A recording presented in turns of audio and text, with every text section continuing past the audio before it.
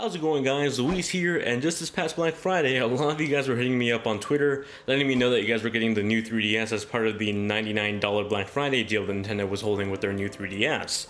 And so I thought about it. A lot of you guys are either upgrading for the first time to the new 3DS models, or you guys are buying a 3DS for the first time. And about a year ago, I made a must-have game list for the 3DS, but I thought I should upgrade it for this year, or update it this year, with brand new titles that have come out since then. So here are my must-have games for the Nintendo 3DS, and keep in mind, this isn't every great 3DS game out there because there's just too many to list. So if there are any recommendations from those of you that already have a 3DS, let us know in the comment section below, and be sure to upvote your favorite comments down there too. Without further ado, let's get started. Starting off with RPGs, we have Xenoblade Chronicles that was originally released for the Nintendo Wii, but was recently ported over to the new 3DS as part of the new 3DS line. It's one of the only few 3DS games that's exclusive to the new 3DS model, so you can only play this if you have a quote-unquote new 3DS or new 3DS XL. The reason behind this is that it takes full advantage of the more powerful CPU in the newer model 3DS, along with the analog stick for the second camera. Xenoblade Chronicles is an action RPG that takes on an open world design. You play as Shulk, a boy armed with a special Monado weapon that gives Shulk the ability to foresee into the future. Throughout the game, you and your party members will fight giant enemies as the war against the Mechons rages on. Fire Emblem is one of the most popular RPG series on the 3DS, and with the release of Fire Emblem Fates, aka Birthright, Conquest, and Revelations, now's the best time to get into the series. Birthright and Conquest is the latest pair of games in the series that doesn't require you to play any of the other games in order to jump into the series. Birthright is more friendly towards newcomers, while Conquest is tailored towards veterans of the series. The pair of games have you playing as Corrin, stuck between two families at war, your biological family and your adopted family that kidnapped you and then raised you as their own. It's up to you to choose which side to join. Gameplay is set with a grid-based battlefield that gives you a top-down perspective of the battlefield. As the player, you control your armies on the battlefield, commanding them into battle against the enemy. When these battle altercations occur, the camera and gameplay switches to a 3D third-person perspective that plays out the battle between the two warriors. The gameplay with this series is solid, but what really makes this game shine is its story, whether you choose Birthright side, Conquest side, or choose to buy both and play both. Another great RPG series is the Monster Hunter series. Now, Monster Hunter has become a staple RPG franchise for the 3DS. It's become one of the main reasons that many people have bought their 3DS in the first place. The latest entry that's out at the moment is Monster Hunter Generations. Monster Hunter Generations features gameplay from the previous games as well. The game overall has players take on quests hunting down giant monsters, and this can also be done with friends through online multiplayer. New additions to gameplay specific to this entry include new combat styles for your hunter, new attacks, and the option to play as the feline companions, who were just companion characters in the previous games. If you want a really cool RPG that you can play with your friends online or locally, this is a great game for you to pick up. And of course, if you're talking RPGs, you have to mention Pokemon. Pokemon has been the most popular RPG series for the 3DS as well as just Nintendo in general. The latest entry in the series is Pokemon Sun and Moon, and it has the player explore a brand new region called the Alola region, that's based on the Pacific Islander culture. This new installment is a lot of firsts for the Pokemon series, for example, the first main Pokemon RPG game to ditch the traditional gym system.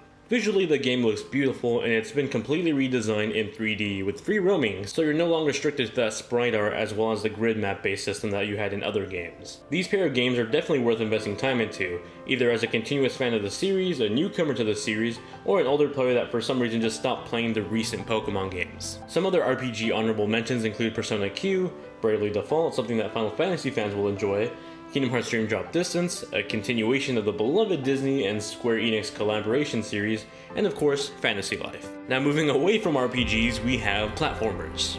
Now you know you have to mention Mario when it comes to platformers and Nintendo. Currently Nintendo has two worth checking out, a 2D and a 3D one. New Super Mario Bros. 2 is the sequel to the original DS game that was really popular among owners of the DS. This new entry upgrades the visuals of the series and adds 3D, although it's very minimal to the gameplay, and adds classic power-ups like the Tanuki suit too.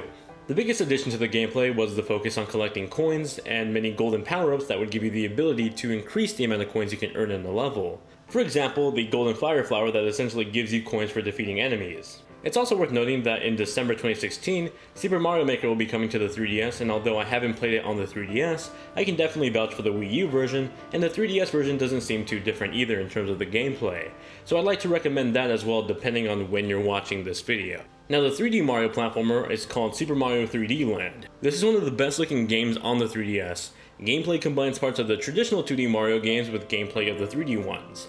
You essentially get the level structure very similar to the new Super Mario Bros. Series, with small levels having to reach the flagpole at the end while searching for collectibles. The major difference between these two is the fact that this one's in 3D, while traditionally the games that actually followed this gameplay system were 2D Mario games. Super Mario 3D Land is a fantastic game to play, and one I still go back to play every so often, even though I beat it like years ago. Mutant Mudds is a retro-themed platformer on the Nintendo eShop that uses the 3D effect on the 3DS perfectly. You play as Maxwell, a kid equipped with a water gun trying to stop the evil Mutant Mudds attacking his home. What this game does cleverly is the use of the system's 3D effect as part of the gameplay. Maxwell can essentially switch between the foreground and the background of the gameplay, basically switching between layers of 3D to solve puzzles, find collectibles, and discover new paths to finish the level. Another retro-themed platformer that's a must-have is Shovel Knight. By now, most of you guys have probably heard of Shovel Knight, but for those of you that haven't, Shovel Knight is a recently new indie game that is inspired and designed by many classic NES games of the past. It takes inspiration from games like Zelda 2, Mega Man, and DuckTales, just to name a few, to create a new platformer extremely reminiscent of games of the past.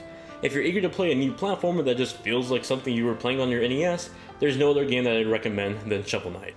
Some other honorable mentions include Kirby Triple Deluxe, Donkey Kong Country Returns 3D, a port of the game with the same name for the Wii, and then Gunman Clive and Sonic Generations, especially for craving that Sonic fix on the 3DS. Now let's move on to action-adventure games. You can't go wrong with the Legend of Zelda series. There's been a few releases on the 3DS in terms of the Zelda franchise, but my two standout choices are The Legend of Zelda Majora's Mask 3D and Link Between Worlds. Legend of Zelda Majora's Mask 3D is a remake of the N64 game with updated visuals and a few gameplay changes to make the game overall more approachable to people who've never played the original on the N64. Link Between Two Worlds, on the other hand, follows the more retro Zelda games of the NES era and the handheld. It features a camera view that's top-down like the original NES game, and unlike the other Zelda games, you can actually perform the dungeons in any order you'd like. This game doesn't really follow a specific path per se. You can instead rent items you normally unlock during specific events in other games, and this lets you tackle on the game's story in any other way you'd like. If you were a big fan of Link to the Past, I'm sure you'll love this game because it's essentially the spiritual successor to Link to the Past. Another great game is Luigi's Mansion 2 Dark Moon. It's the sequel to the original Luigi's Mansion that you probably played on the Nintendo GameCube. This new title has you explore multiple mansions this time, each with their own setting, themes, and puzzles that slowly add new challenges as you progress through the game. This entry also adds multiplayer to the series for the very first time. The multiplayer has you play with other Luigis online as you hunt down enemy ghosts hiding inside the mansion you're exploring. While I wouldn't say you should get this game for the multiplayer, it is a nice addition overall. And as one possible honorable mention, I'd say, why don't you go look up Retro City Rampage DX for the 3DS. Now, it's no secret that first-person shooters aren't really that much of a thing on the 3DS, and even though there are some first-person shooters, they don't tend to control well because of the system controls that Nintendo has implemented with the 3DS. What is abundant is third-person shooters, or on-rail shooters. The first being Star Fox 64 3D. This is a remake of the original N64 Star Fox 64 with new updated graphics that look amazing on the 3DS, along with the added 3D effect, of course. In terms of the gameplay, it's still the same short high-score racing on-rail shooter that many of you guys played growing up on the N64, which isn't bad because it's actually a very great game. What did get updated is the multiplayer mode. There's new maps that match those beautiful looking visuals I mentioned before, but sadly it's limited to local multiplayer only. So if you do have a group of friends with a copy of the game, multiplayer is definitely worth playing and it's a ton of fun. I just wish it had online, but if you're just in it for the campaign and the updated visuals, this is definitely worth a buy. The other shooter I wanted to recommend is also sort of an action-adventure game. It's Icarus Uprising. This game was made by Masahiro Sakurai, the creator of the Smash Bros. And the Kirby series, and it acts as a sequel to the original Kid Icarus on the NES. In fact, this new sequel actually takes place 25 years after the events of that NES game. This new entry in the series has you play as Pit, an angel guided by the goddess Palutena as you fight to protect your world from the evil Medusa. Gameplay is split between two different parts. On-rail air sequences that has you fight enemies while dodging enemies in the air, and the other half of the gameplay is on-ground, which has you play more like Smash Bros. Where you're using the circle pad in different directions along with an attack button to perform essentially smash attacks on enemies.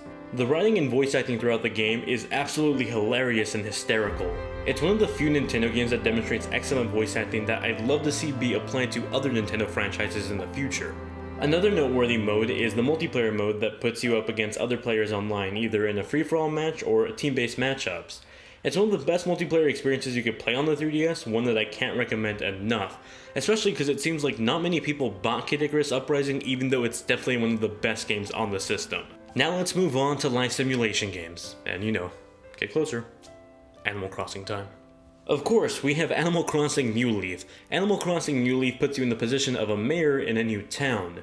The citizens look up to you to help build the city and new city projects along with business construction projects. You can also get yourself a house that you slowly start to upgrade with new renovations and accessories to make the house your own. It's a very fun and cute life simulation game that's part of an even better series. If you've never played an Animal Crossing game before, don't worry because you can jump into New Leaf just fine as your first entry without having to play any of the other games too.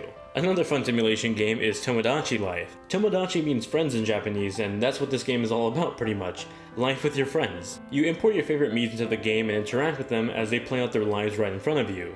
Scan in yourself, your friends, Snoop Dogg, Betty White, and by the end of the week you might even see Betty White and Snoop Dogg get married while you and your friends become international rock stars. It sounds crazy, I know, but it's absolutely hysterical to watch and you just never know what the heck is going to happen in this game. Just be careful not to get too addicted to it. Next, let's move on to racing games, or a racing game, because it's just one. Mario Kart, of course. This is the latest entry on the handheld series that introduced brand new features like kart customization and underwater and air level segments too. Graphically speaking, it's a very impressive looking game that's on par with Mario Kart Wii in terms of visuals, and the 3D effect only makes it look better. If you do have one of the newer 3DS models, do take advantage of that 3D effect, especially with the remakes of maps from previous games of this series because they do look absolutely stunning. Best of all is that you can race with your friends both locally and online, and even create your own tournaments online that you can share with your friends or just random strangers on Twitter and Facebook. Mario Kart 7 is a joy to play, just be careful with those blue shells though. They've been known to end friendships. As for fighting games, we also really have one great game, and that's Super Smash Bros. For the 3DS. This is a port of the Wii U version of the game, optimized for 3DS hardware, and it surprisingly works incredibly well. The game runs at a solid 60 frames per second even with the 3D turned on, and it has every single character that the Wii U version has on the 3DS version too. The major difference between the console and the handheld version, besides the game mode that no one really plays, is the fact that the Wii U version features console game levels while the handheld version or the 3DS version features levels based on handheld games. Online multiplayer is an option in this version as well. You can play with friends or strangers online just like you can on the console version. However, you also have the option to play locally wirelessly, handy for those situations when you're stuck in line at Anime Expo or long E3 lines. To this day, I still play Smash Bros. On my 3DS while on long flights, train rides, or pretty much any long commute. Bringing Smash Bros. On the go was truly a joy to have at launch, and it still is now. And that does it for my list of must-have 3DS games, but there's a ton of other 3DS games that are considered great or good games that I would recommend to you guys. There's just no time to actually say every single great 3DS game. So if there's some you would like to recommend, those of you that own 3DSs already watching this video, let us know in the comment section below, and be sure to upvote your favorite comments so everyone else can see them as well. And yeah, I know for the two of you that are going to mention this, I'm wearing a PlayStation shirt while talking about Nintendo games, but let's make this funny. Comment below if you made it to the end of this video, then you should know this. Comment below, great Xbox shirt. Everyone will think you're stupid, but then actually they would be stupid because they don't know what the heck they're talking about unless they watch the whole video. That's how we can point them out, which should be fun. But other than that, thank you all very much for watching. In the meantime, while you wait for my next video, you can check out my two most recent videos. I recently did a preview, sort of Final Fantasy 15, and I did a review of Pokemon Sun and Moon. You can also click on my face to subscribe, and click the little Twitter icon to go follow me on Twitter. You can also scan my little Snapchat code and follow me on Snapchat for more behind the scenes stuff on this channel. Thank you all very much for watching, hope you guys have a great day, and I'll see you guys in the next one.